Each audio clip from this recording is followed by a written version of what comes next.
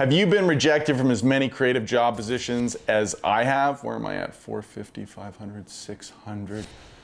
When I started this idea it was at 450, but now I know it's over 500, but it's less than 6. And to be honest, I just stopped keeping track because it is actually kind of depressing.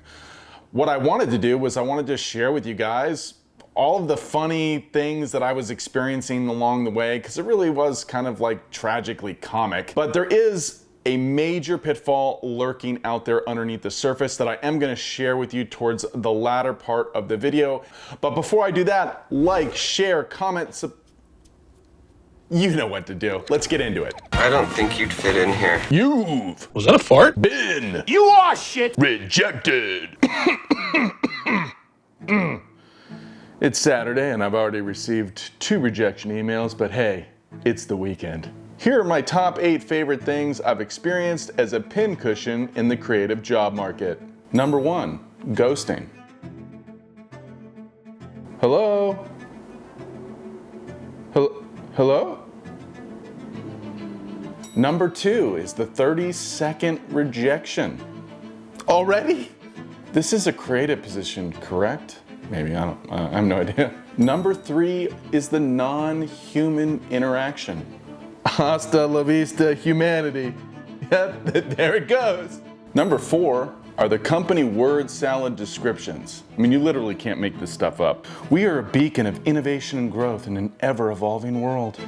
Our heritage is built upon a century of combined expertise where creativity meets technology and diverse perspectives ignite inspiration. We deliver end-to-end solutions that result in revolutionary work. If I wrote something like that for a company that I was pitching to investors, I would be laughed out of the room. Ah! You didn't have to hit me! Number 5 is the AI recruiter phone calls. Zarakana. Hi Jake, we're calling from the We Deeply Care company. Are you ready for AI to supercharge your career? Press any key to self-destruct.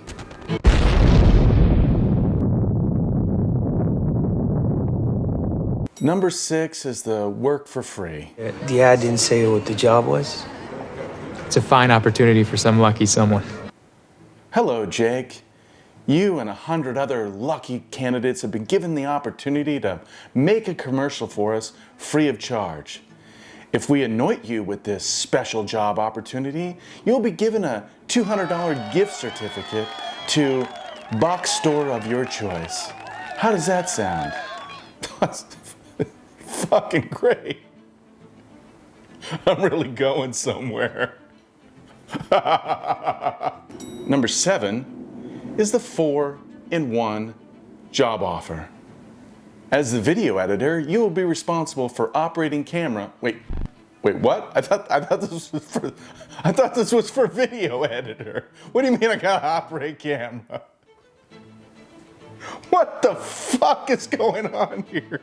Number 8 is we are looking for professional editors to train our AI to do your job better than you. Because professional suicide is right up there at the top of the list of things that I am looking to fucking accomplish. I saw a couple of news articles talking about how employers are struggling with half of all applicants being fake. Well, if I'm applying to 450 jobs and I'm getting no human interactions, no views on my portfolio, no views on my reel, then who's the fake one? And when you're not getting rejection emails, you're getting emails like this. Jake, hey, I think you'll be a great fit for this job. Social media internship, $1 to $2 an hour. $1 to $2 an hour. Sounds like a real lube-free work environment if you ask me. It's not all bad, I can still apply for this. I love how it says $10 to $4,000 per day. I wonder if I'm gonna have to operate camera on that one. What kind of shoot is this anyway? Why are there midgets in the driveway? Well, it helps pay the rent, sir. At the outset of the video, I had mentioned about some pitfalls lurking just beneath the surface. Now, I don't know for sure if this is a certifiable scam that these companies are trying to pull one over on potential candidates, but it does have those douchebag adjacent vibes. Is you should give it to somebody that don't know any better, because that's a fugazi. Of all the jobs I applied for, I want to highlight the 3 where I made it to the next round. The next round, that may have been when they roofied me. I can't remember. It's kind of all the details are still pretty hazy, but the exact same thing happened to me across all 3 applications. These were different companies in different industries and in different markets. And I was applying for an editor position on all of these. Employed? When I did make it to that next round, I was greeted with a standard congratulatory email. Welcome to the team, we can't wait, it's gonna be incredible, blah, blah, blah. As well as a questionnaire that was meant to evaluate my editing and problem solving skills, which seemed totally standard. But when I got subsequent offerings down the road, something was very off. The questions were the exact same. The same order, the same language, the same questions, I mean, verbatim. That was red flag numero uno. We stopped serving breakfast at 11:30. Now, of course, it's possible that these companies are using the same AI, the same search engine outputs to come up with the questions that they have for potential editors, or really for any type of creative that they're looking to hire. But the lack of nuance is off-putting, to say the least. A company that is working in the education sector is going to have much different needs than the mom and pop restaurant, much different needs than an insurance company, than a doctor's office. Those video needs are just going to be different. It's not just all marketing on social media. The fact that all the questions are the same, there's not somebody on the other side of this ledger that's really paying attention to the creatives that are applying, because otherwise the questions would be more nuanced. They would be more tailored to the industry that those companies are working in, right? Right? Doesn't that make sense? It's not that I'm lazy. It's that I just don't care. Now, the next thing that the companies were doing in their email was offering to buy me an editorial system. On its face, that doesn't seem so strange. If you're working remotely for a company and you don't have your own editing system, you were in-house person or what have you, then I can see needing that equipment and you want that employer to pay for that equipment. But yet the equipment that they list was all the same across the board. The speakers, the headphones, the software, the computer manufacturer, every single item was the exact same. So I'm like, where are they coming up with these lists? The questions are the same, the equipment list is the same. Let's see how far down the rabbit hole we go here. Jesus. Now, when I received the offer from the first company, I simply explained to them, like, hey, I don't need any equipment to be purchased for me or for me to go out and purchase equipment to be reimbursed, because I own all my own stuff. And I said that to them and was immediately ghosted. Okay, thanks.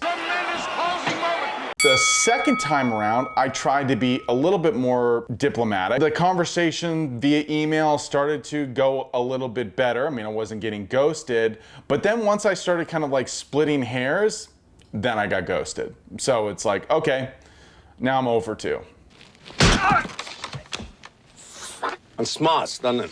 The third time it happened, I was like, all right, I have to put my politician cap on to make sure that this works out in my favor.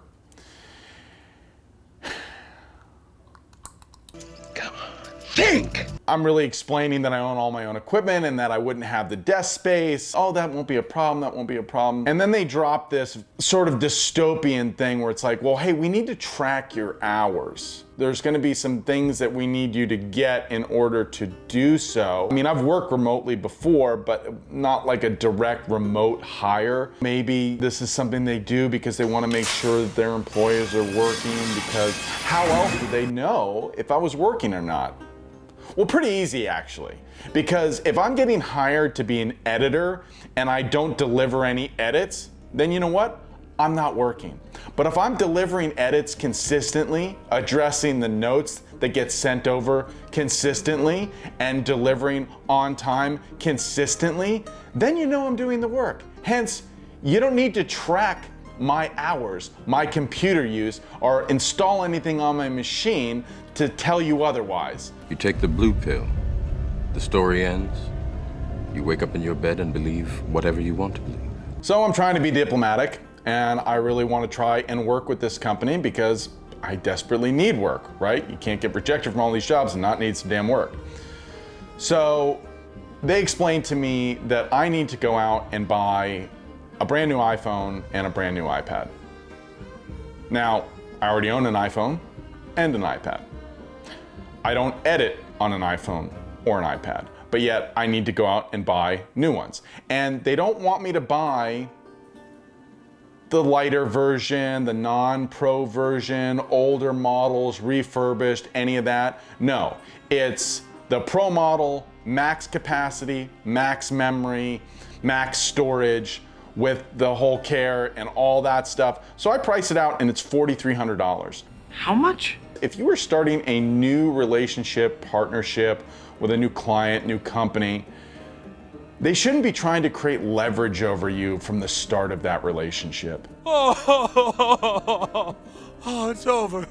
It's over. So what did I learn from this whole experience? That the creative job market sucks? That because everybody has a phone in their pocket now, that anybody can be a director, or keywords on a resume actually have more weight than the real work that you've done? Well, in that case, then everybody loses. And that maybe all these jobs were fake to begin with. But what I really learned, and you kind of have to take it back to the basics, is that you can apply for the jobs and you can send out your scripts to be financed and you can send out your work to film festivals and you can do all that stuff, and you should continue to do all that stuff. You don't just stop applying for jobs just because you get rejected from all that.